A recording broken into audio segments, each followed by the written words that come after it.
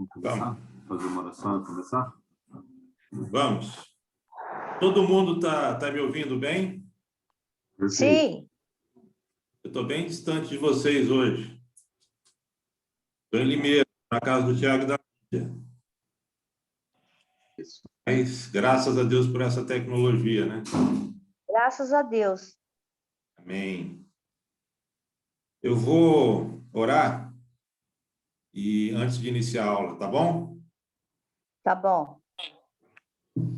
Senhor Deus e Pai, nós agradecemos ao Senhor por mais um dia que o Senhor nos concede, por esse domingo, embora ainda não nos reunindo presencialmente, mas em um só espírito, ó Deus, estamos presentes de uma forma virtual, depois do culto da manhã, agora reunidos em escola dominical, ó Deus. Eu agradeço ao Senhor por essa ferramenta que tem sido bênção realmente. É a Amém. gratidão do Senhor, ó Deus, que tem sido disponibilizada para que o teu povo possa continuar sendo instruído pela tua palavra. Amém, Senhor. Para que nesta manhã o teu Espírito Santo, ó Deus, faça um milagre nas nossas vidas, porque nós só podemos ouvir e entender a palavra do Senhor através da ação e da iluminação do Espírito Santo na nossa vida. Amém, Pai. Assunto difícil, delicado, mas muito importante, Pai.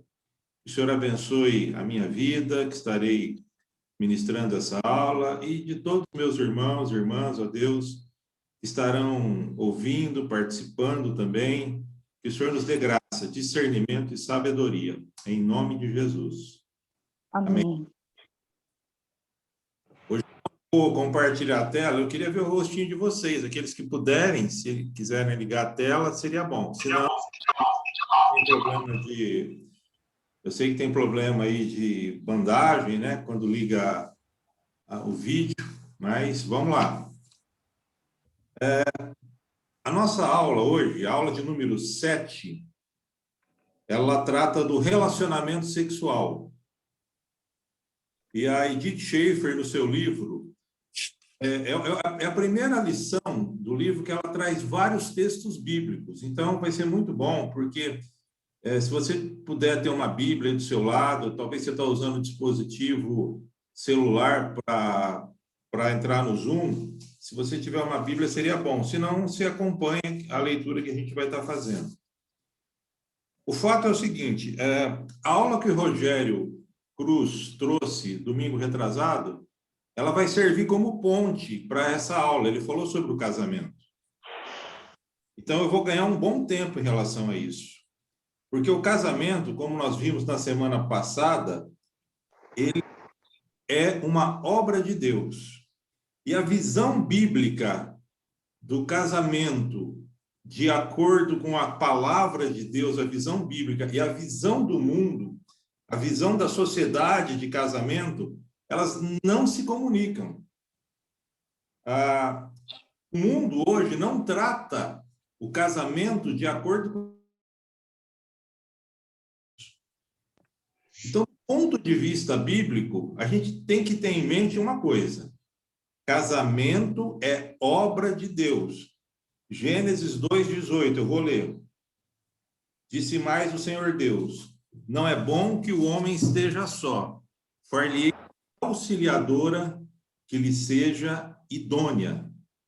Então, Deus prepara o terreno do homem e concede a ele uma esposa, uma auxiliadora idônea.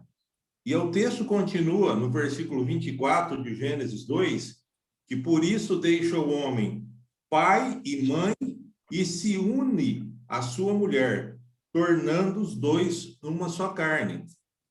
Veja bem, se o casamento é uma ordenança, é uma obra de Deus, ele tem autoridade para dar instruções claras a respeito de como eu e você devemos viver a vida comum no nosso lar, como marido, como mulher, como pais, como filhos, e isso inclui também a área sexual. Mas é preciso que a gente se diga, e a gente tem que ser honesto em relação a isso, nós temos muita dificuldade em tratar da área sexual.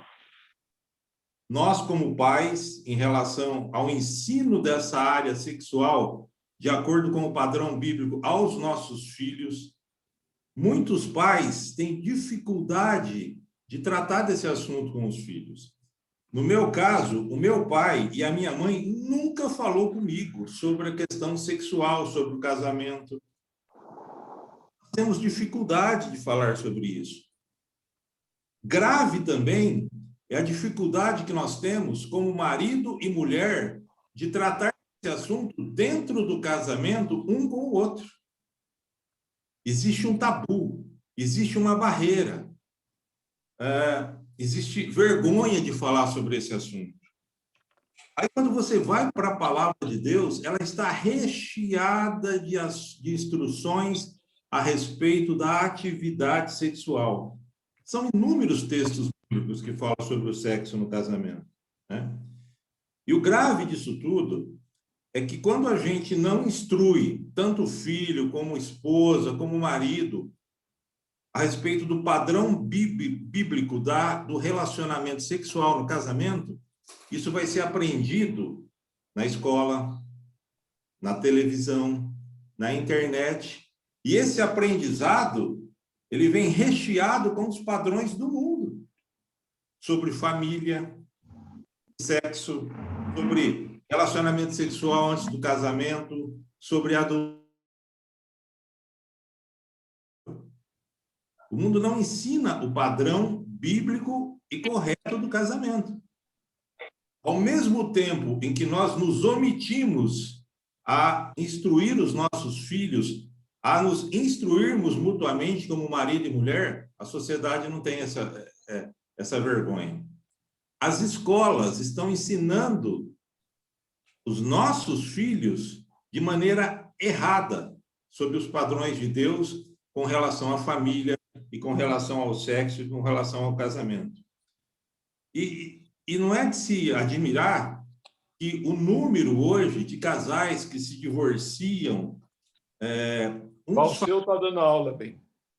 Um dos fatores principais é o relacionamento sexual.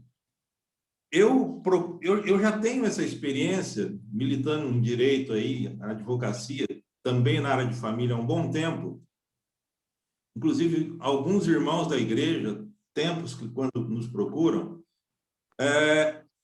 na primeira conversa, nunca o adultério, separação. Sempre, não está dando certo, é briga constante, desavenças, mas, irmãos, 99% dos casos, quando você vai a fundo, quando você pergunta, chama um, chama o outro, põe os dois juntos, talvez no momento a gente não sabe, mas depois do divórcio aparece.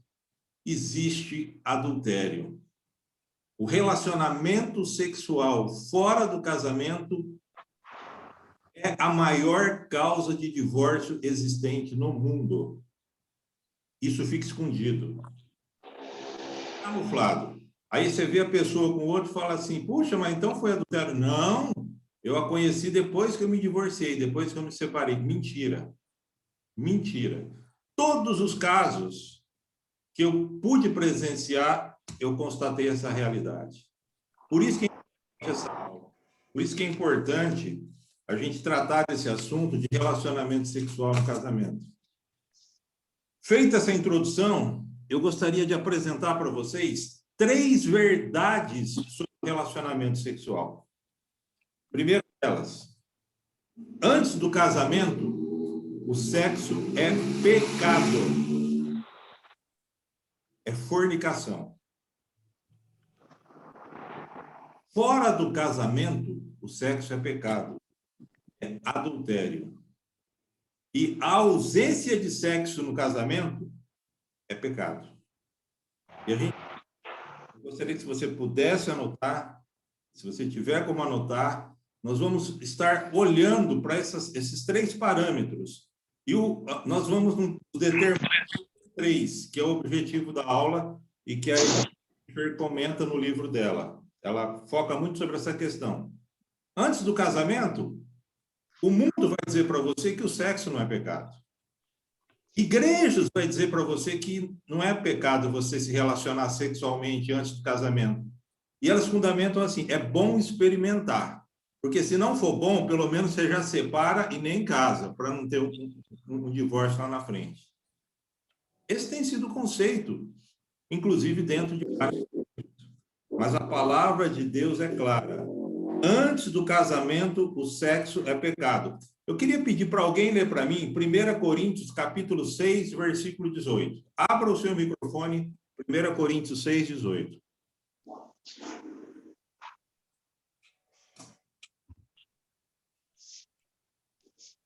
Fugir da impureza. Qualquer outro pecado que uma pessoa cometer é fora do corpo. Mas aquele que pratica a imoralidade peca contra o próprio corpo. Olha só. Fugir da impureza. Efésios 5:5 vai dizer assim: sabei, pois isso, nenhum incontinente ou impuro ou avarento, que é idólatra, tem herança no reino de Cristo e de Deus. É grave esse pecado da impureza. Grave esse pecado. Atos, capítulo 15, versículo 20, vai dizer assim: abstenha-se das relações sexuais ilícitas. Eu não quero me deter muito em cima desse ponto, porque isso é pacífico. Solteiro não pode ter sexo. O sexo foi feito para o casamento. Relacionamento sexual antes do casamento é pecado, é fornicação. E é interessante que Deus, ele é um antídoto, ele sabe desse desejo do ser humano, do homem, da mulher. E aí, em 1 Coríntios, capítulo 7, eu vou pedir para o Henrique continuar lendo, Henrique, o versículo 2 e 3. 1 Coríntios 7, 2 e 3.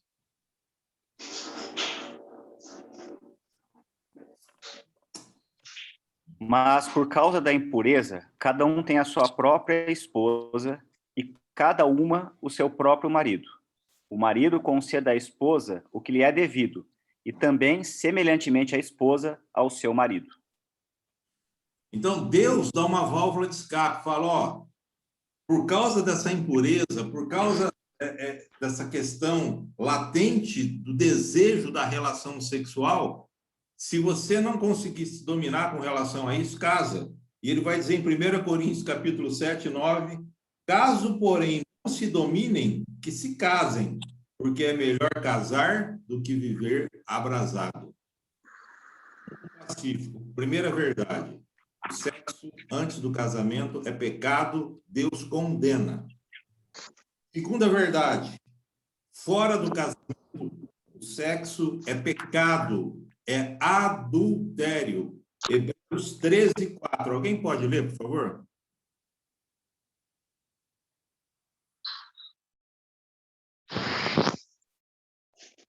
Qual que é o seu? Hebreus 13, capítulo 4.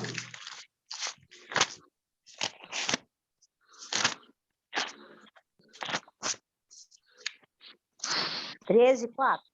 Isso. Venerado seja entre todos os matrimônios e o leito sem mácula. Porém, aos que se dão à prostituição e aos adultérios, Deus os julgará. Olha só. O leito sem mácula é digno de honra, mas o leito maculado pelo adultério, Deus vai julgar. Provérbios, capítulo 6, versículo 32, ele vai dizer o seguinte: o que adultera uma mulher está fora de si. Só mesmo quem quer se arruinar-se é que pratica tal coisa. Levítico 18, 20. Nem te deitarás com a mulher do teu próximo, para não contaminares com ela. Nos 10 mandamentos, Êxodo, capítulo 20, versículo 14, ele é muito claro. Não adulterarás. Agora vamos para o Novo Testamento. Jesus, em Mateus, capítulo 5, eu vou pedir para alguém ler o versículo 27 e 28. Alguém, por favor, leia para mim Mateus, capítulo 5, versículo 27 e 28. Olha como Jesus agrava essa situação do adultério.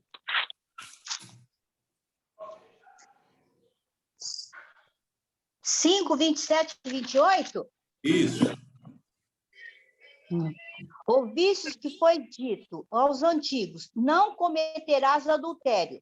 Eu, porém, vos digo que qualquer que atentar numa mulher para a cobiça, já em seu coração cometeu adultério com ela. Olha só.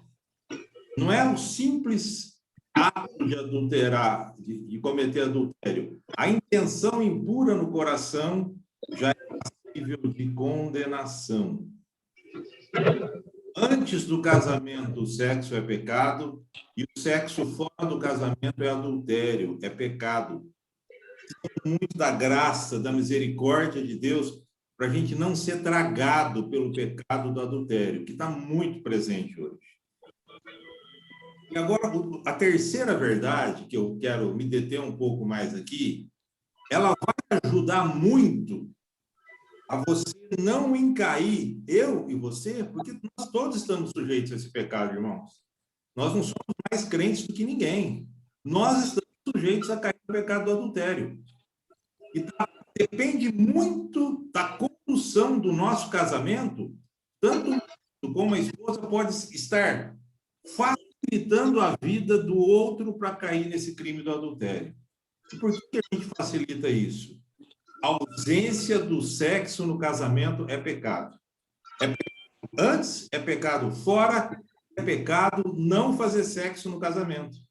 É muito claro, 1 Coríntios, capítulo 7, versículo 3 a 5, eu peço que você preste bastante atenção a esse texto. Marido, conceda à esposa o que lhe é devido, e também semelhantemente a esposa ao seu marido. Olha o versículo 4. A mulher não tem poder sobre o seu próprio corpo, e sim o marido. E também, semelhantemente, o marido não tem poder sobre o seu próprio corpo, e sim a mulher. 5. Não vos priveis um ao outro, salvo, talvez, por muito consentimento, por algum tempo, para vos dedicardes à oração, e novamente vos ajuntardes, para que Satanás não vos tente por causa da incontinência. Olha como é profundo a palavra do Senhor aqui. Ela está dizendo que, se você se lembra, aqueles que já são casados, vocês fizeram um voto no altar. Vocês disseram sim um ao outro. E esse sim, quando você disse assim, sim, eu prometo, você, a esposa, está entregando o seu corpo ao marido. E o marido está entregando o seu corpo à esposa. Paulo, aqui, nessa carta aos Coríntios, ele está dizendo assim que a única razão que vocês têm para privar do relacionamento sexual entre vocês é por um período apenas. E ainda assim, para orar, e ainda assim com mútuo consentimento. Você vai dizer assim, nossa, então é relacionamento sexual o dia todo. Equilíbrio. Equilíbrio é a palavra-chave. Equilíbrio é a palavra-chave. Eu achei interessante, eu comprei um livro esses tempos, esse livro aqui é muito bom. Casamento Temporário, do John Piper. E ele cita no diário de Lutero, já com uma idade mais avançada, ele disse o seguinte, olha o que Lutero disse. Eu não estou querendo falar para vocês a frequência que vocês devem fazer o relacionamento, se relacionar sexualmente. Isso é uma coisa que vocês têm que conversar, e muitas vezes nós não conversamos sobre isso, mas Lutero disse assim, certa feita ele disse ter descoberto que 2 vezes por semana é proteção contra o tentador. Eu acho que ele foi econômico, né? Porque o texto aqui diz, em Coríntios, se a gente se recusar a se relacionar sexualmente no casamento, nós estamos abrindo brecha para Satanás. Olha como é grave isso. Quando nós nos casamos, cada um dos cônjuges, e aqui eu quero já fazer algumas aplicações, é responsável por suprir as necessidades uns dos outros, em todas as áreas.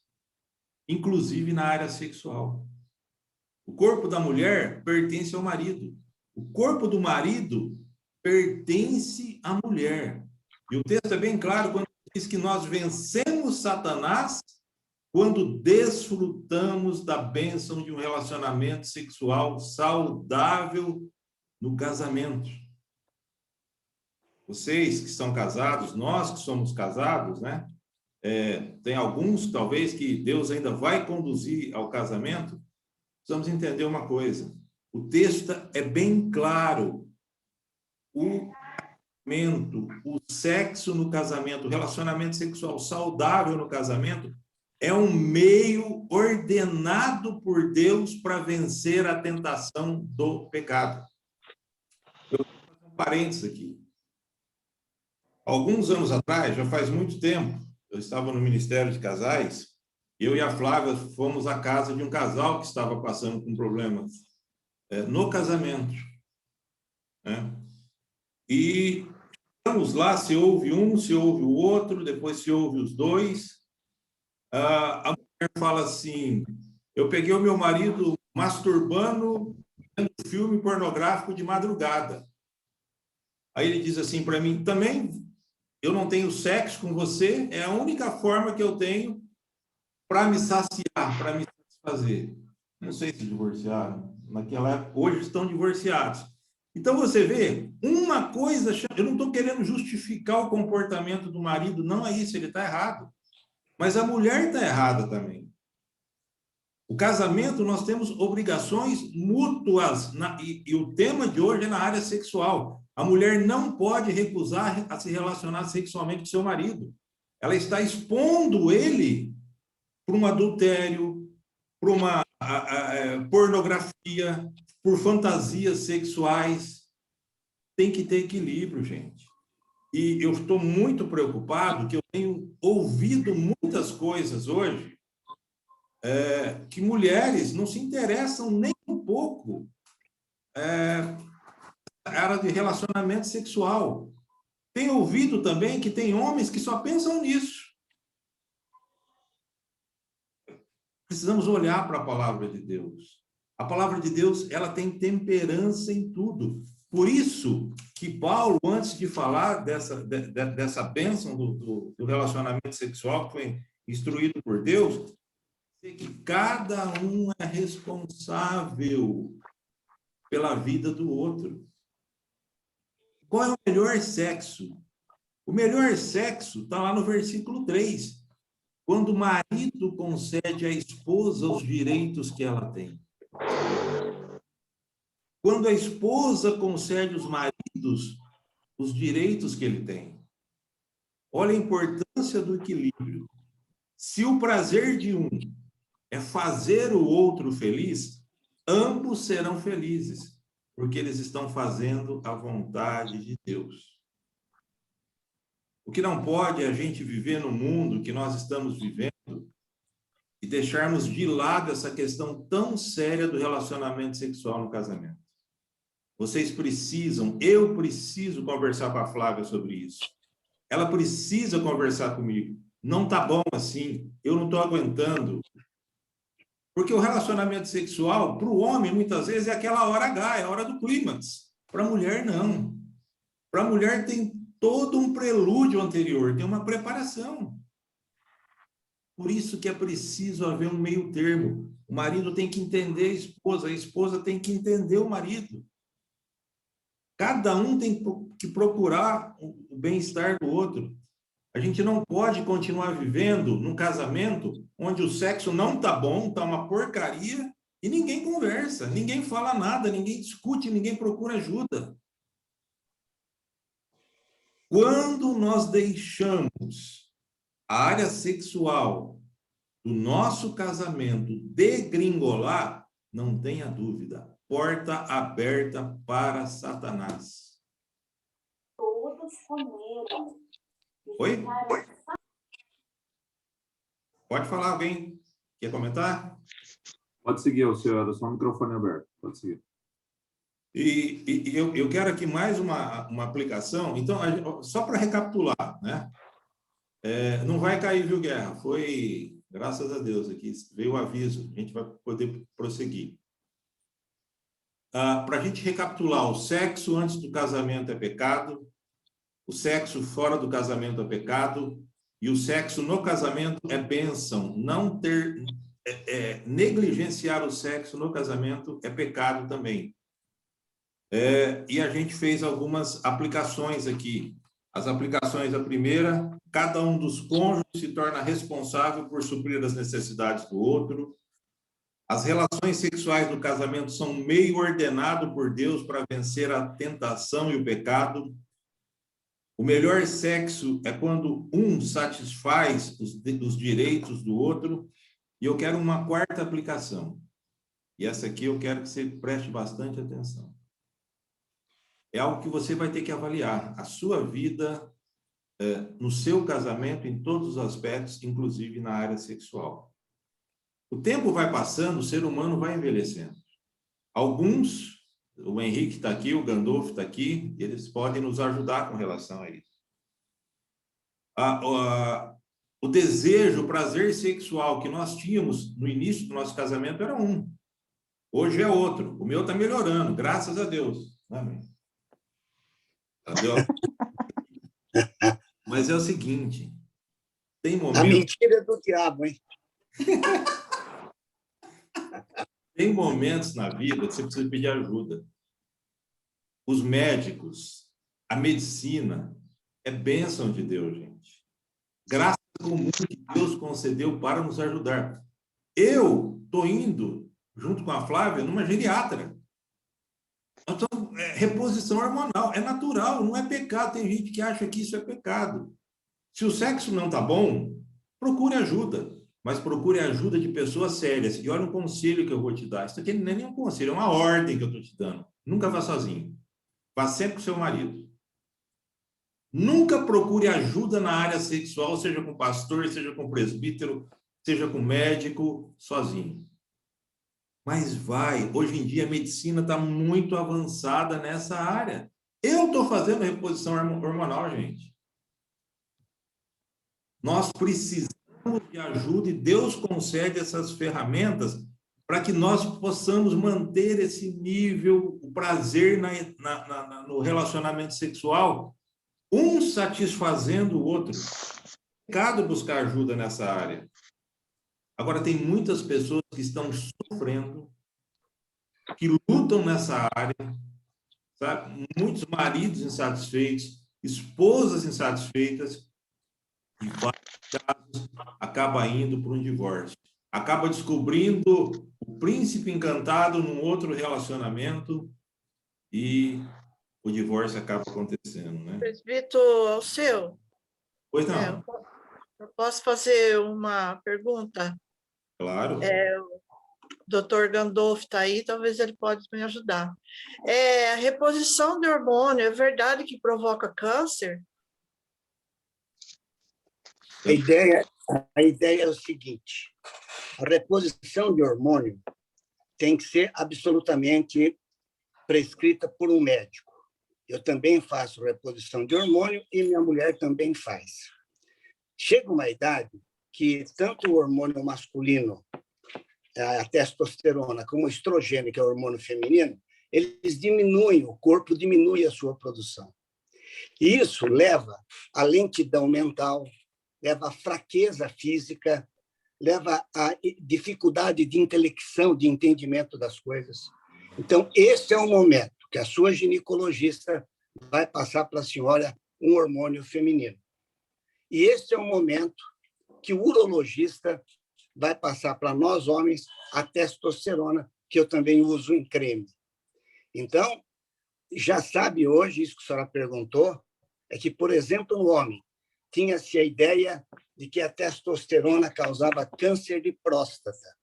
Hoje já se sabe, na literatura médica, que a testosterona bem indicada, quando se tiver câncer de próstata, ele vai ser mais fraco, mais facilmente tratado. Então, a ideia de que o hormônio dá câncer na mulher ou no homem não é verdadeira, mas esses hormônios têm que ser prescritos com indicação absolutamente médica. Vai ser feita uma coleta de sangue, vai dosar o hormônio da senhora, e aí vai ser reposto adequadamente pela sua médica e pelo médico, pelo seu marido também, urologista. Não é verdade que dá câncer. Obrigada, irmão. Então veja bem, nós temos vários métodos hoje disponíveis. Foi muito bom, Gandolf, colocar essa ilustração, porque eu sei de várias pessoas que estão lutando nessa área. Pessoas já vieram falar para mim, irmãos nossos da igreja, estão passando por lutas em área sexual. Assim, esposa perdeu completamente o desejo sexual. Está sempre com dor de cabeça, está sempre indisposta. O marido, você sabe o que ele acaba pensando? Ela tem outro.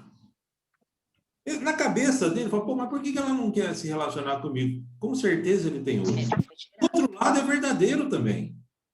A mulher tem vários casos, e a mulher tem o desejo, e o marido, numa fase da vida, talvez não está conseguindo desempenho sexual satisfatório, ele foge. A esposa fala assim, ele tem outra. Por que acontece tudo isso? Porque não conversa, não senta na mesa. Vamos discutir o nosso relacionamento sexual? Eu quero que você me fala para mim, quantas vezes você faz isso? Você já fez isso? Tem esposa que sofre com relacionamento do marido sexual abusivo e nunca falou para ele. Nunca falou para ele. Então, essa questão, a palavra de Deus, ela é muito aberta, ela é muito franca nessa área. Tem muita instrução. A minha responsabilidade é satisfazer a minha esposa. A responsabilidade dela é me satisfazer. Eu não vi, alguém falou? Eu queria falar, acho que meu pai chamou primeiro, ele fala, depois eu queria falar um negocinho rapidinho. Tá bom, pode seguir. Tem um movimento, até dentro da nossa igreja, de que o sexo é só para procriação. Isso é a Igreja Católica que prega e não segue. Porque foi Deus quem criou os órgãos sexuais do homem, quem colocou testosterona no homem, quem colocou estrogênio na mulher. Deus foi quem colocou as inervações e o fluxo de sangue no clitóris da mulher e na região cefálica do órgão do homem, na glande. E Deus criou o sexo, foi Ele quem criou o sexo. Não é para que a gente sofra por causa do sexo no casamento, e só faça para a procriação. C.S. Lewis comparou isso à vontade de comer. A gente tem vontade de comer e tem que comer para sobreviver. Se você não comer, você vai definhar e morrer. Deus criou o sexo no casamento como um dos prazeres mais importantes dentro do casamento. Então, o que eu coloco diante de tudo isso é que o sexo no casamento também é para prazer. Isso não é pecado, você ter prazer com a sua mulher ou com o seu marido no casamento. E não só para procriação. Seria uma tormenta para o marido e para a mulher. Eu só posso ter sexo para engravidar minha mulher. Isso dentro da igreja presbiteriana, isso não é aceito. A igreja presbiteriana aceita os atos anticonceptivos, ela aceita a pílula, aceita a colocação de DIU, aceita tudo. Porque o sexo, o prazer do sexo no casamento não foi uma tormenta criada por Deus, e sim foi um privilégio de prazer, um dos maiores prazeres dentro do casamento. Então, a gente gostaria de deixar para vocês bem claro isso, que existe uma ideia de só ter sexo para engravidar a mulher. Não. Isso a igreja presbiteriana permite, como Deus permite, que você tenha sexo com a sua mulher tem algum microfone aberto, para prazer sexual. O desejo reprodução, então, é um dom de Deus. Presta atenção. O prazer sexual, quem criou o prazer foi Deus, através dos órgãos sexuais. Não foi o diabo que fez os órgãos sexuais. Quem fez os órgãos sexuais foi Deus. E Deus criou o prazer, não para tormenta. Você não se casa com a sua mulher para ficar se reprimindo sexualmente por causa que você não pode ter relação com ela, porque só pode ter para engravidar. Não. Deus, na obediência da palavra de Deus, você pode, irmão e irmã, ter relação sexual com seu marido e com a sua mulher para prazer sexual, que esse prazer, esse hormônio, não foi criado pelo diabo, ele foi criado por Deus. Isso é uma coisa que quem tem que conversar melhor com a igreja não sou eu, é o pastor Gilberto, é o pastor Misael, que tem muito mais predicados do que eu para conversar, mas eu não tenho dúvida do que eu estou dizendo. Sexo, na obediência do casamento, pode ser usado pelo casal, dentro do casamento, como prazer, e não só para procriação. Obrigado, Alceu. Henrique? Alceu, só para colaborar também aquela pergunta da dona Cida, é que ela perguntou uma coisa, meu pai respondeu frente à pergunta dela, mas eu acho que era legal colocar um outro aspecto aí. A pergunta é, a reposição hormonal causa câncer? Não, mas talvez, até para esclarecimento, tem algumas situações em que a reposição hormonal ela é contraindicada. Por exemplo, na vigência de câncer de mama ou com história D, na vigência de câncer de endométrio ou na história D, história de tromboembolismo ou trombofilia, que a pessoa tem predisposição a fazer trombos. Então, é por isso que esse fato do meu pai ter falado de procurar alguém para orientar isso, e não fazer isso sem orientação, obviamente, é fundamental. E um outro ponto hoje existem alternativas a isso, né? Então, tem questões tópicas, tanto para o homem quanto para a mulher, que não podem fazer esse tipo de reposição sistêmica, cremes vaginais, injeções penianas ou prótese peniana, quando tem limitação, e que realmente acho que é um advento da medicina ajudando nisso, que é bênção para a vida do casal mesmo, como você tem colocado muito bem, e essa fala do meu pai eu concordo plenamente, e até um tema a mais nisso aí que uma hora a gente precisa discutir é planejamento familiar, porque também tem outra coisa que está acontecendo nesse sentido, né? Está falando que é para procriação, e daí as pessoas estão achando que planejamento familiar é pecado. Eu imaginei, Henrique.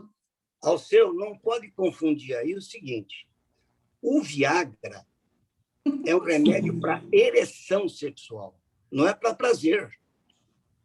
Você pode ter ereção sexual sem prazer, por causa da falta do hormônio chamado testosterona.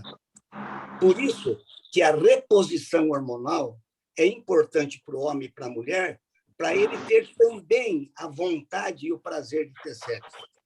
A ereção sexual, que é por vários medicamentos, vai ter medicamento para a mulher, vai ter muito recentemente, deve sair também. O que o hormônio muda é o prazer.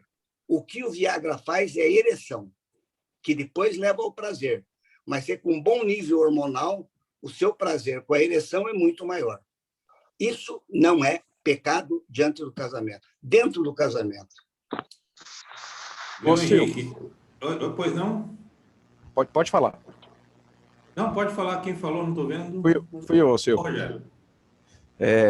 Eu gostei muito da sua aula, Alceu. Você enfrentou com muita coragem alguns pontos sensíveis relacionados a um tema que é bastante conspurcado pelo mundo, não é? Que é a questão sexual. E é sempre difícil mesmo pensar sobre isso.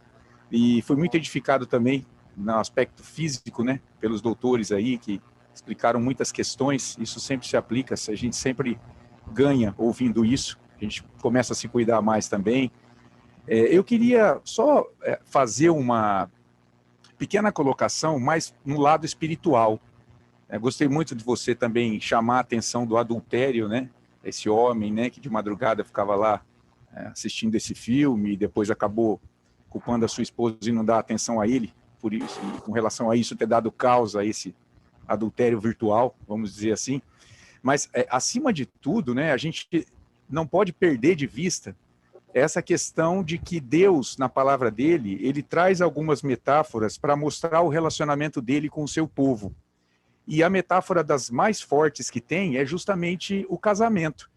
Paulo, quando ele interpreta Gênesis 2:24, eis que o homem e mulher deixará o seu pai e sua mãe e se unirá e serão uma só carne, lá em Efésios capítulo 5, ele vai dizer que grande é esse mistério, mas eu me refiro a Cristo e à igreja.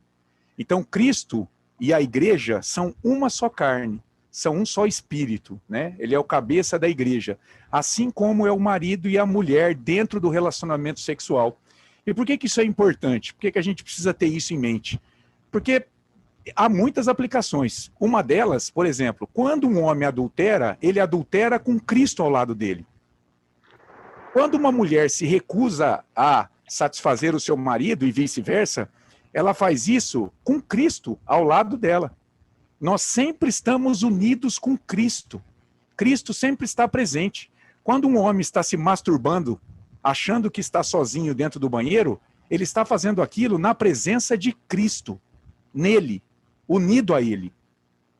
Então, essa convicção espiritual, isso tem que fazer parte da vida de um marido e de uma mulher, num relacionamento sexual dentro do casamento. Quando o marido exige da mulher aquilo que ela não pode dar a ele, ele está fazendo isso com Cristo. Quando a mulher se recusa a satisfazer o seu marido, ela está fazendo isso com Cristo. Por quê? Porque a partir do momento que eles se uniram agora, eles são uma só carne em Cristo. Então isso é algo que a gente precisa meditar no casamento sobre isso. Marido e mulher, eles precisam atentar para esse aspecto espiritual da união deles com Cristo. Se a gente fizesse isso com mais frequência, de maneira mais responsável, certamente o Espírito Santo de Deus, no momento da prova, da tentação do inimigo, isso ia vir à mente.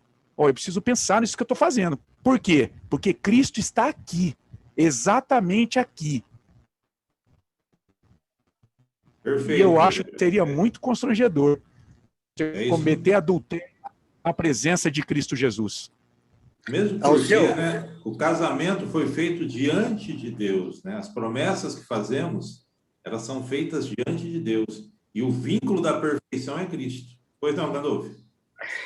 Eu queria pedir licença para o Rogério e aproveitar essa bela participação dele para dizer que nós fomos comprados pelo sangue de Jesus.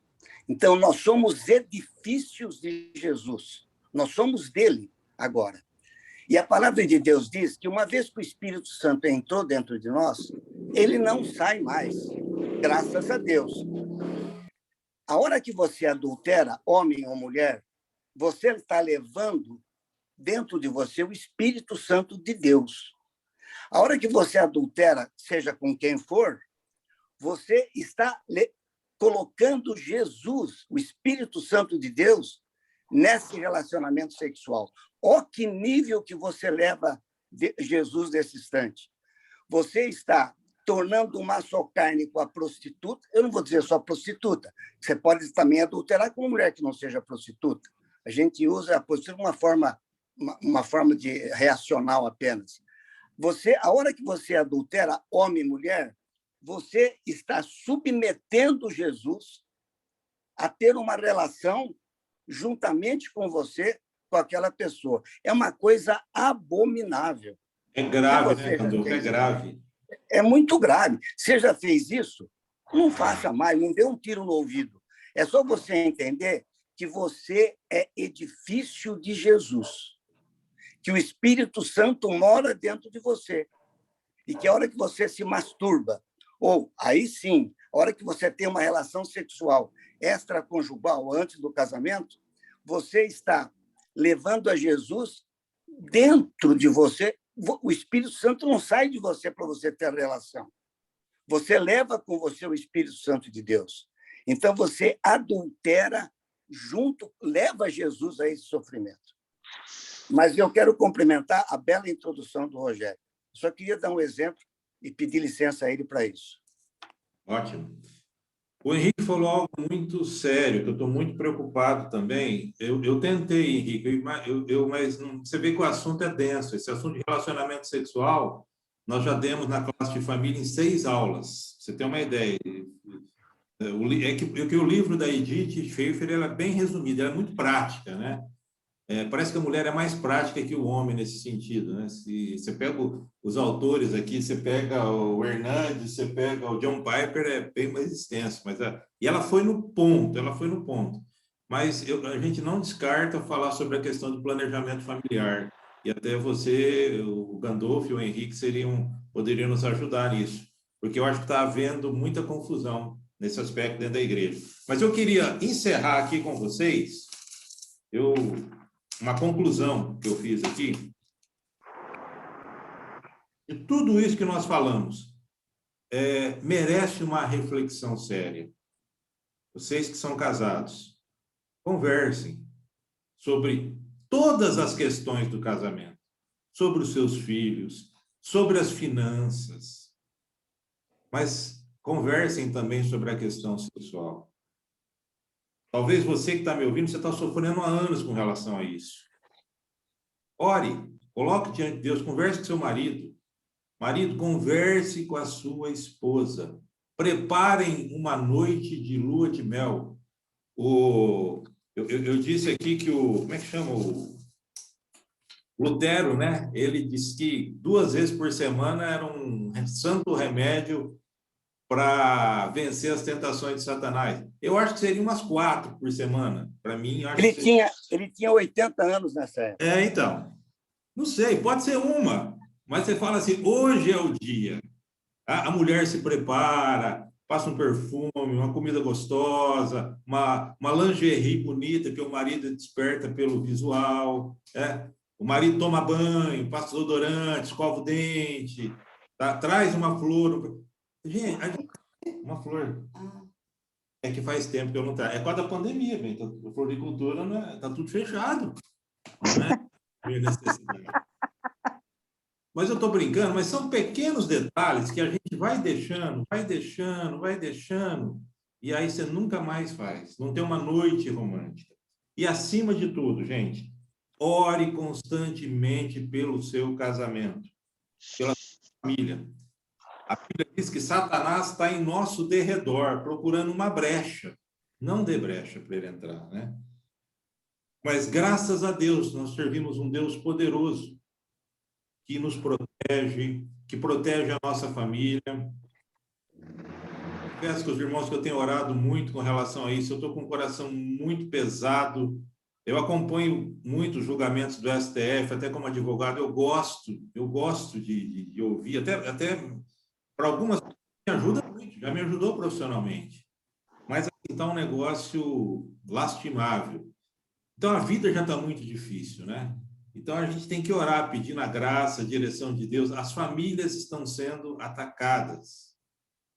Então, vamos orar, pedir a direção de Deus. Isso que o Rogério falou é muito importante.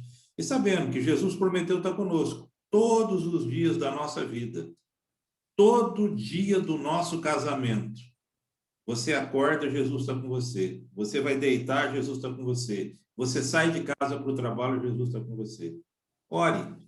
Busque a Deus, busque ajuda de irmãos que você confie, sempre na área sexual. Volto a repetir, porque eu já vi pessoas que foram procurar ajuda sozinhas e se envolveram com a pessoa a quem ela foi procurar ajuda, entendeu? Isso é muito sério. A mesma coisa você também procurar ajuda com o sexo oposto. Isso não deve ser, em hipótese nenhuma, nenhum tipo de... Isso não pode passar na cabeça de ninguém, você procurar ajuda com o sexo oposto. Certinho, tá certinho, não pode. Gente, o Guerra, era isso. Então, eu gostaria de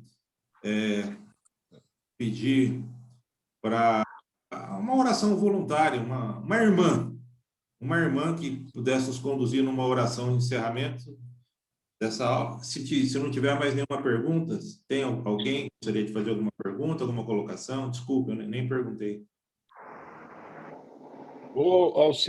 Presbítero Alceu, foi muito clara, muito importante esta palavra. Eu me recordo que, anos atrás,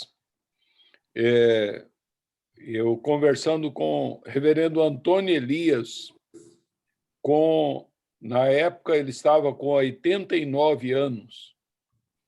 E eu perguntei para ele, reverendo, o senhor ainda, me diga uma coisa, o senhor ainda tem tentações na área de sexo? Tenho sim, rapaz. Ele disse, sou normal, né? Achei interessante a questão com servo do Senhor, tão precioso. É por isso que nós precisamos cultivar e cuidar muito bem desta área para felicidade conjugal, né? Foi muito própria, muito corajosa, muito clara a palavra. Muito obrigado. Deus abençoe. É realmente Amém. isso. Nós precisamos. É muito importante que o casal procure, em havendo dificuldades, aconselhamento pastoral. Em casos, é aconselhamento pastoral. Às vezes, é a necessidade de aconselhamento médico, não é? Ou o casal irem juntos numa ginecologista, ou então procurarem um médico, né? Então, nesse sentido, para tratar e resolver problemas que, às vezes, são necessários. Nós precisamos cuidar disso, né? Amém. Uma irmã, então, voluntariamente, pode nos conduzir em uma oração? Eu oro. Amém. Senhor Deus, Senhor é o nosso Pai, Senhor é o nosso amigo, nosso conselheiro. Obrigado por essa palavra de hoje, Senhor, porque isso o Senhor está nos orientando, Senhor, para que cresça colunas da tua igreja, corpo saudável, corpo perfeito, Senhor, para que todos possam se regozijar na tua presença, Deus. Obrigado, Senhor, porque o Senhor sempre está dando a tua palavra, que é o caminho de vida. O Senhor está sempre orientando, Senhor, porque o Senhor cuida de cada detalhe da nossa vida. Obrigado, porque o Senhor mais uma vez mostrou que o casamento é perfeito, Senhor, quando ouve a tua voz. O casamento é perfeito quando nós ouvimos aquilo que o Senhor fala nos nossos corações. Abençoa, Senhor, todas as famílias da tua igreja. Nós sabemos, ó Deus, que por causa dessa pandemia tem muitos casais desanimados, mas isso não é causa de desanimar, Senhor. Isso é causa de te buscar, de orar, de estar entregue nas tuas mãos, Senhor. Senhor, faça, Senhor, todo esse trabalho no coração dos casais da tua igreja, Senhor, para que sejamos um corpo santificado, para que os nossos irmãos, ó Deus, ou seja, glorifique o teu nome através de cada minuto, de cada situação na vida deles. Aperfeiçoa, Senhor, os casais, aperfeiçoa os relacionamentos e continua a mostrar qual é a tua vontade, qual é o teu querer na tua igreja, Senhor. Obrigado, Senhor, por tudo que eu ouvi hoje, porque isso está no meu coração, Senhor, para que eu possa ajudar pessoas, para que eu possa ajudar famílias que estejam nessa situação, porque eu vivi esse casamento perfeito, Senhor, porque o Senhor nos orientava, o Senhor nos ajudava, o Senhor nos ensinava, a mim e o Sebastião, e eu te agradeço mais uma vez o Senhor confirmando que nós estávamos nos teus caminhos, Pai, e ajuda para que cada um da nossa igreja ouça a tua voz, ouça aquilo que o Senhor está falando através da tua palavra, porque os nossos irmãos têm ministrado, Senhor, palavras vivas, palavras que são unção dos casamentos.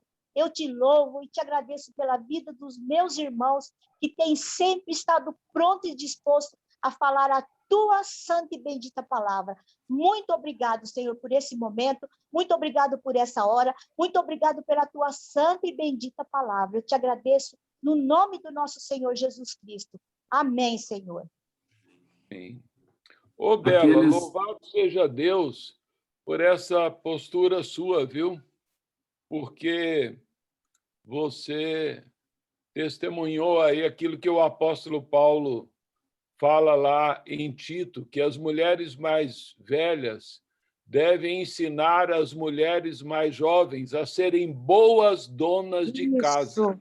Isso e mesmo. a amarem a seus maridos e aos seus filhos. Isso. Interessante a Bíblia, Paulo dizendo isso pelo Espírito Santo, que as irmãs mais velhas têm o ministério de ensinar as mulheres mais novas.